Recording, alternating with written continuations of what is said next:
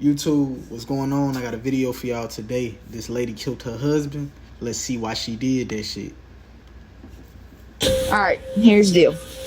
You're being charged with murder. I never put my hands on it. Ooh, wee! I know, bro. I know I got a gap. You know what I'm saying? I can't talk no shit, but this right here in her mouth, man.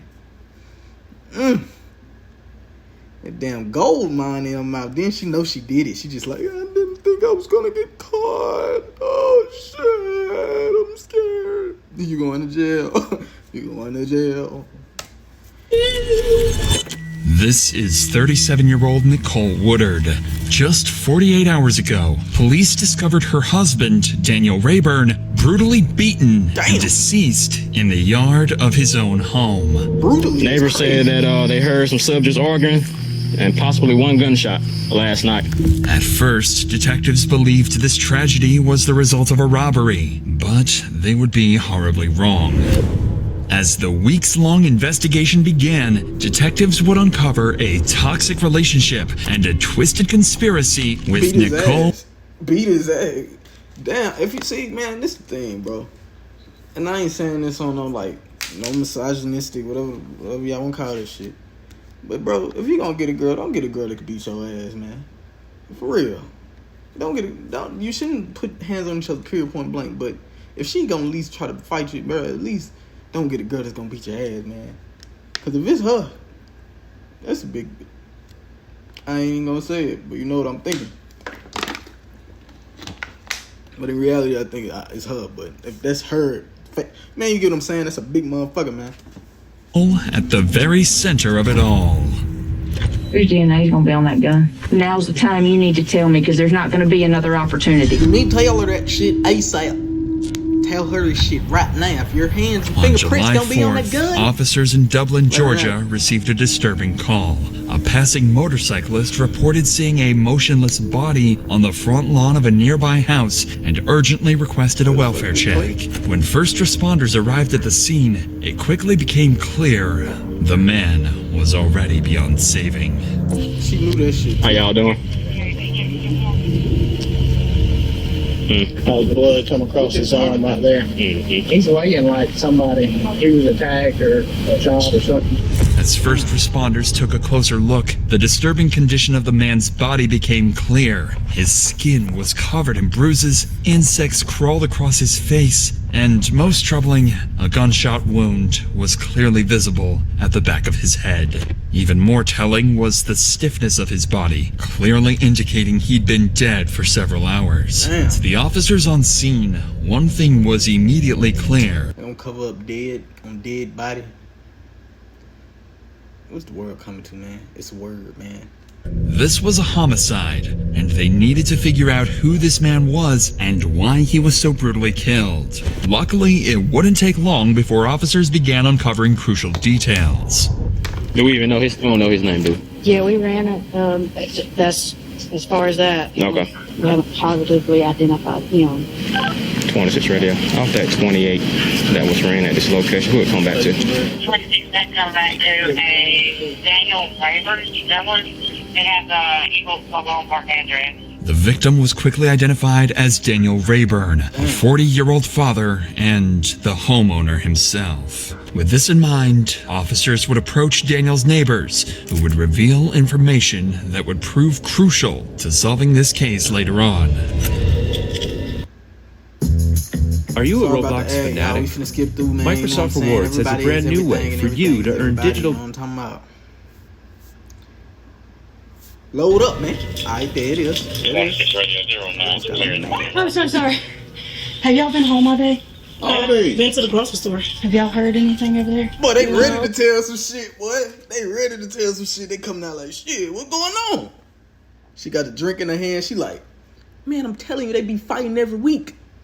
So, man, what you hear, man, I hear shit every day. She snapped the fuck out that nigga the other day, nigga. I seen her hit the nigga in the back of the head with a stick. And I seen him knee her in the mouth. They just gonna let it all out because they like, man, shit, we be dealing with this crazy shit for so long. It's bound to happen. You know what I'm saying? She got pinkies out on the cup and shit. Like today? Still got that motherfucking pinky out. Does he live by himself, or do you know? A lady lives there. Lady lives there. There's a man deceased in her yard.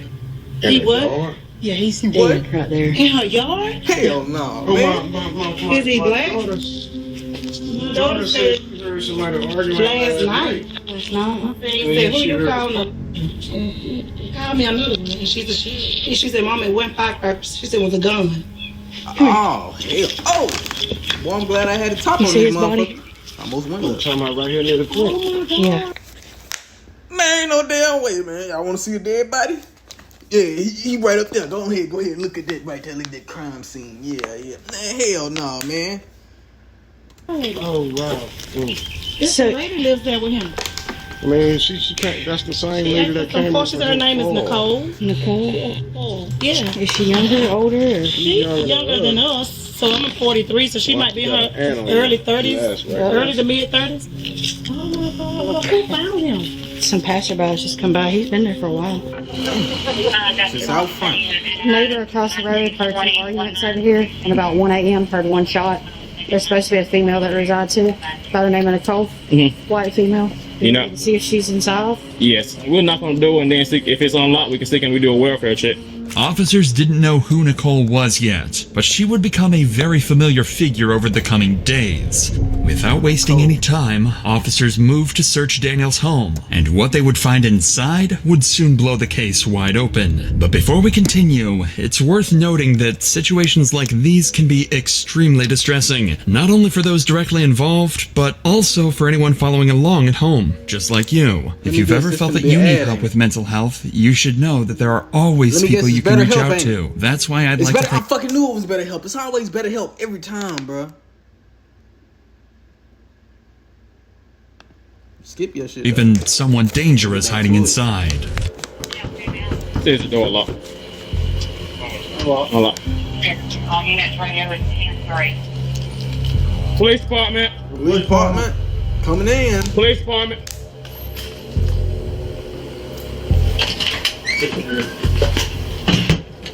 Alright, so female's gone. You got female now? And I bet she is gone. She got that ass on down. Clear. All we know is it's a white female by the name of Nicole. Yes. Right here. Nicole Woodard. Fortunately for officers, the house turned out to be empty, with no visible signs of violence or struggle inside. However, they did uncover one crucial clue, a letter revealing Nicole's full identity. Brenda Lee Nicole Woodard, Daniel's wife. Boy, Nicole, that eye. I know y'all seen that eye. That motherfucker looking at us and looking at the flow at the same time. Brenda Lee Nicole. She looking at us and she looking at the flow at the same time. Or she looking at that picture right there. She might be looking at that picture right there. Woodard, Daniel's wife.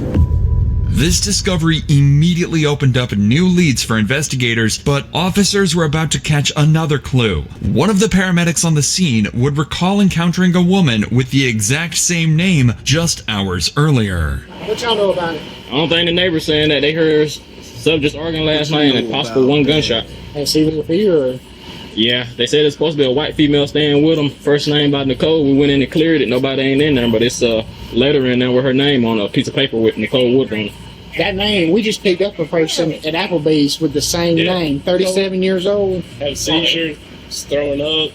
According to the paramedic, 37-year-old Brenda Lee Nicole Woodard had been working at a nearby Applebee's when she suffered a seizure and was rushed to the ER earlier that day. To detectives, this timing felt a little too convenient. Nicole's medical emergency occurred just hours after Daniel's brutal murder, potentially giving her an alibi to distance herself from the crime. If this was, in fact, Nicole's plan, it wouldn't work out very well. Officers were now able to easily locate her at the hospital and question her regarding the actions leading up to Daniel's death. Since her injuries were minor, she was quickly transferred to the station for questioning. She already know. She crying. She know what time it is. Did he have any friends that came over to visit?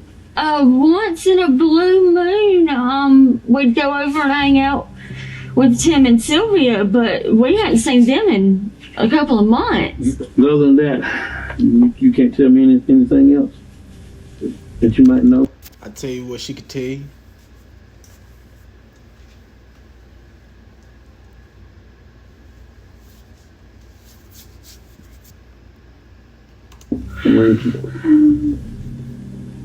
Because he was out in the yard when he was found in the yard this afternoon before they called you, about the time after they called you.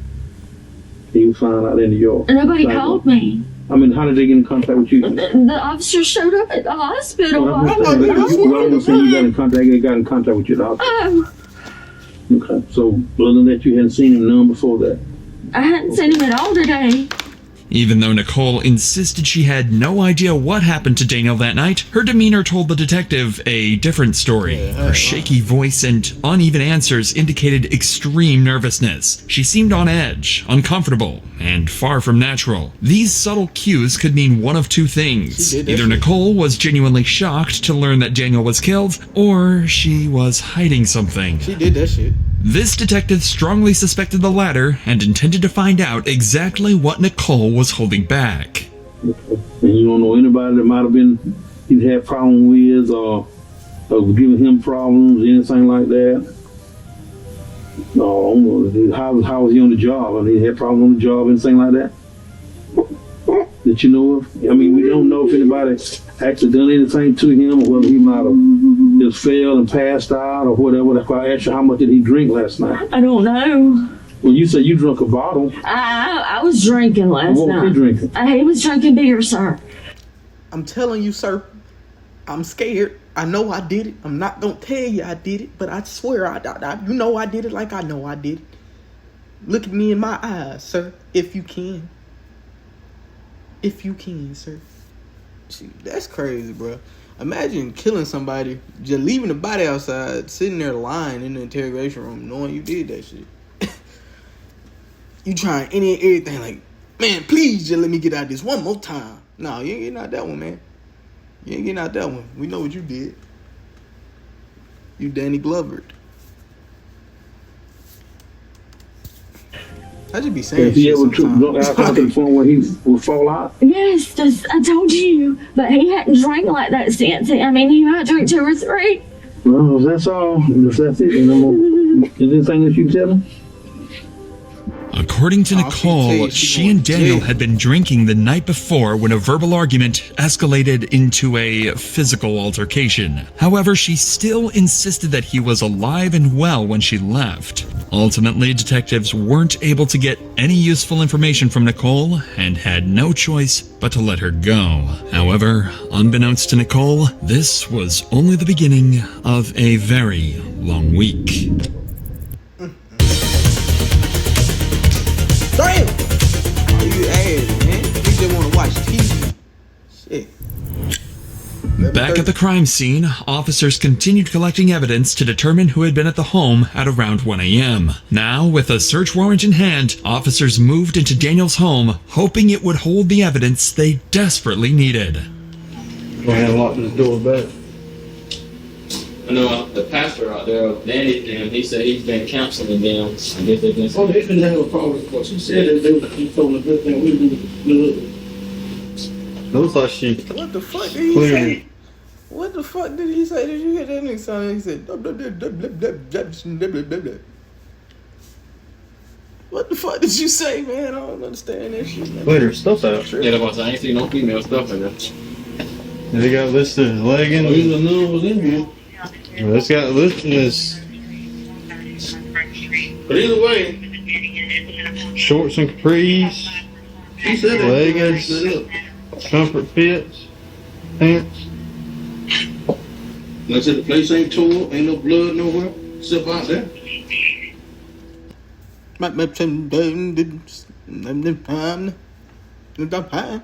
Unfortunately for officers, no evidence was found inside the home. With that in mind, officers expanded their search to the property outside, and that's when they made a critical discovery. Looking at... Damn! Hey, cool. Is that a piece of dread? Yeah, taken out early. Security didn't tell me that that's supposed to try to find some security with bottles. A severed dreadlock was found just feet away from where Daniel was killed. The hair clearly didn't match Daniel or Nicole's hair type, confirming that someone else besides Nicole was present that night. Detectives I swear it ain't mine. I swear that wasn't my hair. I swear it wasn't me.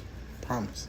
Promise it now needed to identify who this unknown person was and figure out if Nicole might know who he is. But while detectives were finishing up their search at Daniel's home, his family arrived at the scene and officers had to break the tragic news. Here you go.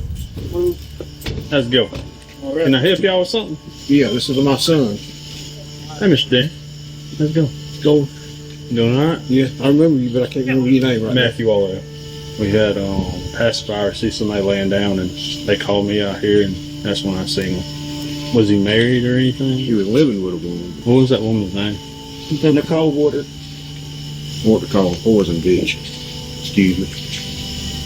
Although he said we call her Poison Bitch. Damn. She did that shit. She did that shit off the rip. Because when you really think about it, the family off the rip say some shit like that. They're like, man, we knew this time was gonna happen. We just didn't know when. Oh man, her ass, that means she deranged, man. Family's comments about Nicole were somewhat vague. One thing became clear. Daniel and Nicole likely had a deeply troubled relationship, but suspicions alone weren't enough, and officers needed solid evidence if they were going to identify Daniel's killer. Before wrapping up for the day, investigators would review surveillance footage from the neighbors across the street and spotted Nicole leaving in her dad's car earlier that morning. Additionally, when police analyzed Nicole's phone records, they discovered that she had placed a call shortly before Daniel's murder. With suspicions now firmly centered on Nicole, investigators began questioning her acquaintances to find out what they knew about her troubled, deteriorating relationship with Daniel and potential involvement in his death. That's when they first heard the name Misty Edge, a friend of Nicole's who, as it turned out, had received a visit from her just hours after the murder. 10 a.m. Mine's just so hella fast. Mine is like...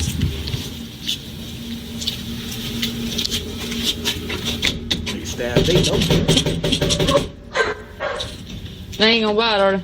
No, they ain't gonna buy it. I told John and them to come around. I'm gonna take his ass. I'm talking about second. You ever had a dog? What would y'all do in a situation? You running from a damn dog, that motherfucker coming to bite your ass. Man, as soon as that motherfucker go to... I'm talking about, nigga ain't finna bite me, man. It's over with, man. You ain't finna tear my shit up, man.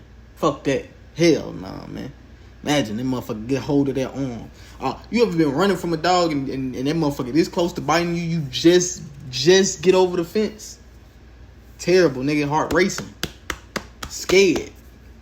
Walking home. That'd be a nigga worst fear coming from school. Like, damn, bro, I hope ain't no wild dogs out. But get your ass, man. You coming, man. They coming, man. How are you? I'm good. This is Misty Edge, Nicole's friend and co-worker. She reached out to police, claiming Nicole had shown up at her house early the previous morning, acting strangely and carrying several bags. When detectives arrived at Misty's house, they never expected the shocking details she was about to share. Okay, well, she messaged me the other night. It was a ring survey when I said that he had been beaten on her and stuff. She called me around 5 o'clock that morning. She said she was very confused, that she didn't know what was going on, that front door was open, that his car was still crunk, everything. That front door was open? Yeah. We come back and she felt she was still drunk. She fell asleep on the couch. And I really feel like she was coming off of something. You ain't just gonna sit here and make yourself shake for no reason. Right. I really feel like she was trying to hide something from me. This description of Nicole's demeanor sounded eerily familiar to how she behaved in the interview room earlier. According to Misty, Nicole was visibly shaking, nervous, and clearly on edge, as if she was hiding something. Whatever Nicole had seen or knew clearly made her unstable, possibly explaining her sudden seizure and fainting earlier that day. But what detectives quickly realized was that Misty herself knew far more than she initially let on, and for reasons of her own, she decided to drop the biggest bombshell yet. Let me ask you, when did she tell you about Daniel? She told me that she had made a phone call. And what? Get rid of that. She also said she wants him dead, but then she don't want him dead. She walks in my front door and was like, Misty, hit me in my eye. I said, what? hit me in my eye. I said, no, I'm not doing that. Because that's not me. I don't have nothing. I have no record. No, I've been... Imagine coming to somebody's crib and motherfucker like, man, hey man, listen, I know this is a weird ass act, a weird ass, request, but punch me in my shit real quick, please. No, man, please hit me in the eye, man. No, man. You then they swing off on you, so now you mad. That's their leeway. They swung off on you, so you get mad, so you can then hit them in the eye. But, oh, motherfucker. They be like, yes, thank you. They got shit on swole. Happy about it, because that's what they wanted. I ain't got no time for that, my nigga. Hell no. Good my whole life. So no, that's not me. She said she needs an alibi. Detectives now had a testimony supporting their suspicions that Nicole was at the house around the time Daniel was killed. Even worse, Nicole supposedly made some phone calls to, quote, take Daniel out. Not only had she likely witnessed the murder, but she may have even coordinated it. It was time to find Nicole. This time, there would be no walking away. How are you? Here. The next day, investigators set up a meeting with Nicole at her sister's house, prepared to see just how much her story would hold up under pressure. The goal was to pressure her into revealing the names of the people she called that night, and what exactly she had told them. Alright, here's the deal. You know why we're here? Yes, ma'am. Then, unfortunately. What are we here about? Daniel and him not being here anymore. And y'all suspect because of the fact that me and him have been fussing and fighting and stuff so much lately that I may have had something to do with it, and I swear I don't. Man, ain't no way you just swore like this, man. At times, yeah, you're gonna keep on him, beat your ass or some shit like that, but I swear I've never put my hands on him. The furthest I've done is I pushed him backwards. I've never put my hands on him, and I never would. Man, that message that I read at the beginning of the video said beat his ass. Ain't that what that shit said? I'm pretty sure I ain't tripping. That shit said beat his ass. But you ain't never hit that nigga though. You a cold lady, man. A cold lady. He's the one that beat the crap out of me back in November. I was in Wings. Although detectives hadn't openly accused Nicole of anything yet, she immediately began defending herself, almost as if she knew suspicion would inevitably fall on her. Her husband had just been brutally murdered, yet Nicole seemed less concerned with helping the investigation and more focused on clearing her name. Has anything been physical since then? No. I mean, we screamed and hollered at each other a little bit and sent some nasty messages back and forth. The thing with us, I mean, if we were not...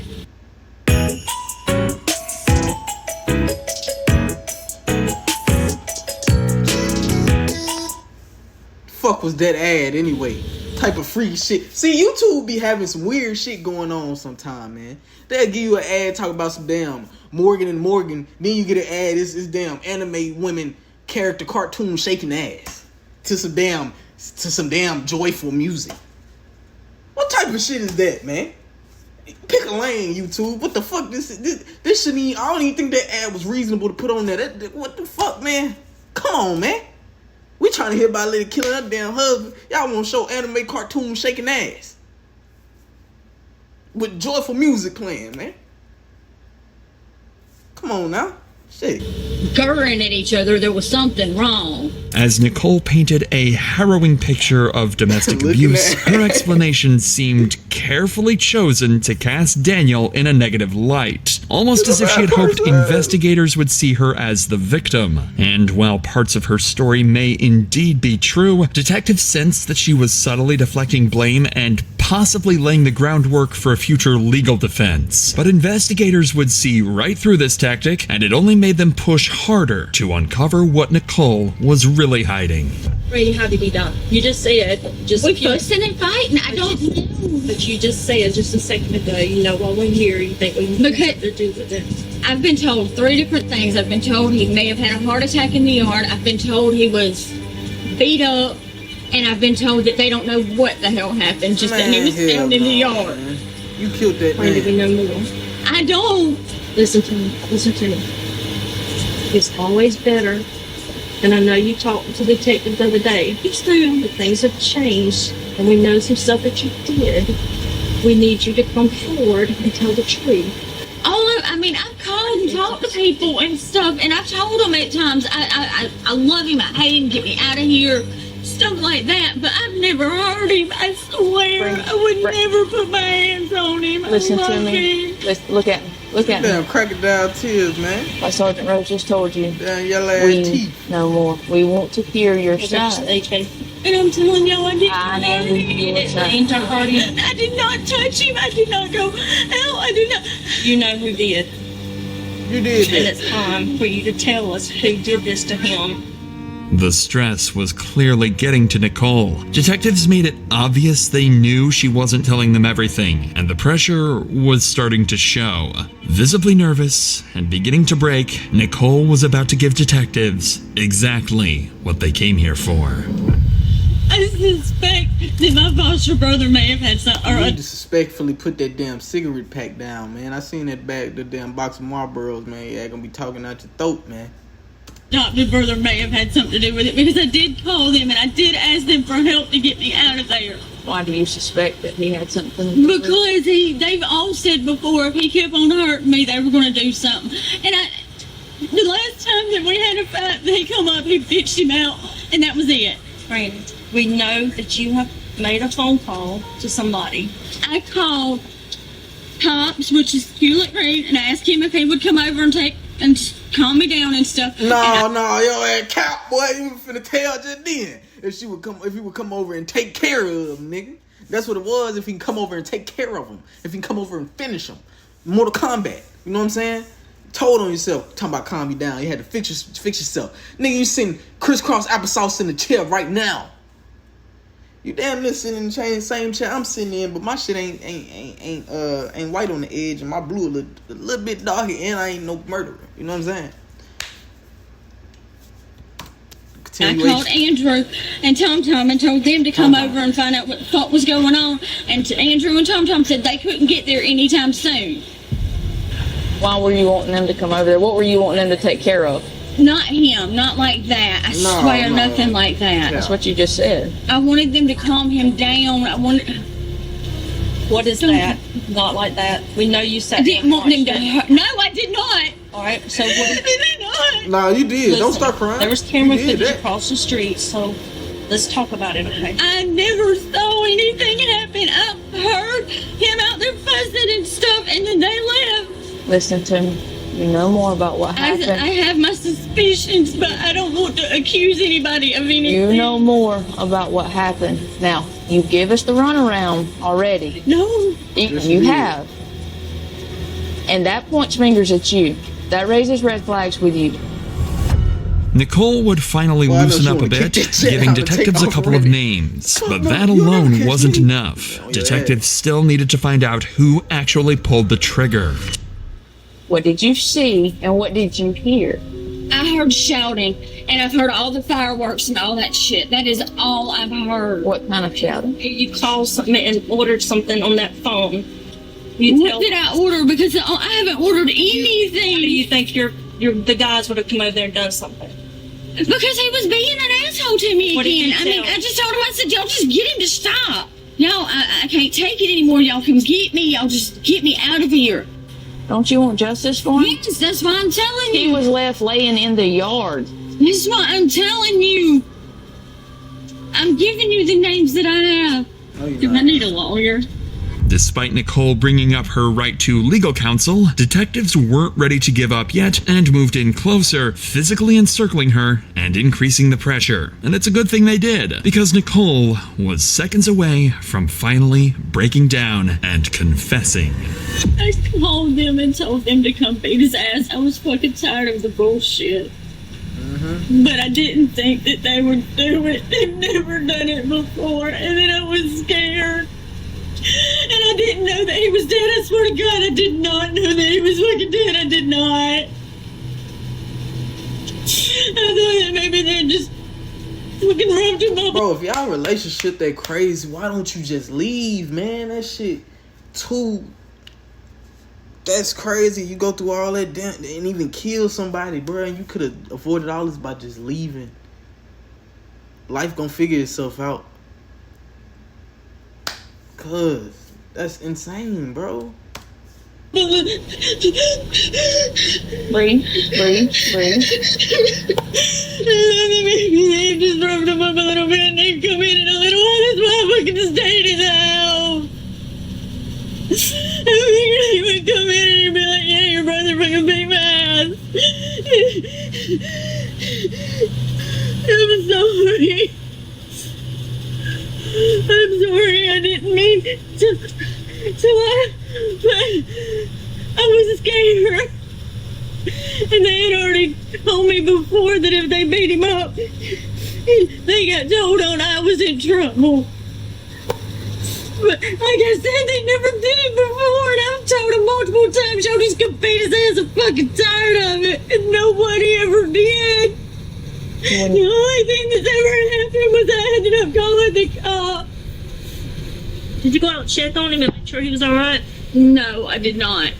Did you see him out in the yard? I did not. You're almost there. You got about 10-15% that you're not telling us of what happened after the fact. No, I don't. You got 1 or 2 more. I promise I don't. None that I know of. Just sit there and think about it. Even if parts of Nicole's story were true, her overwhelming emotional reaction seemed driven more by panic and fear than genuine sorrow. And by now, detectives had everything they needed to move forward, and Nicole would be arrested and taken to prison. That shit crazy. While officers had enough evidence for an arrest and were nearly certain of Brandalee's involvement in the murder, whether she had actually wanted Daniel dead remained unclear. To solve this, detectives now turned their attention to Thomas Harper and Andrew Huber, the 2 men Nicole claimed carried out the attack. Fortunately, locating them didn't take long, and due to their high likelihood of involvement, both men would be arrested immediately and questioned the very next day. During their arrest, police discovered a piece of clothing with bloodstains at Andrew Huber's residence. After running a DNA test, this would prove to be Daniel's blood, confirming that Andrew was present that night, and he would be charged with murder. Still, there was one person left, and a final nail in the coffin for Nicole, her adopted brother, Thomas Harper. During his arrest, officers discovered a handgun along with 4 spent casings directly matching the bullet fired into Daniel's head. On top of that, the dreadlock found at the crime scene would turn out to be a direct match to Thomas himself. Neither Andrew nor Thomas ever claimed Nicole was outside during the fight. However, police could confirm that Nicole had seen Daniel leave and heard gunshots, yet she never checked on him and never called 911. Instead, she simply walked away, choosing to protect Andrew and Thomas. This, paired with Misty's disturbing witness statement and the phone logs confirming the timeline, was more than enough evidence for police. Nicole may not have pulled the trigger herself, but she set it all into motion, and because of her actions, Daniel was killed.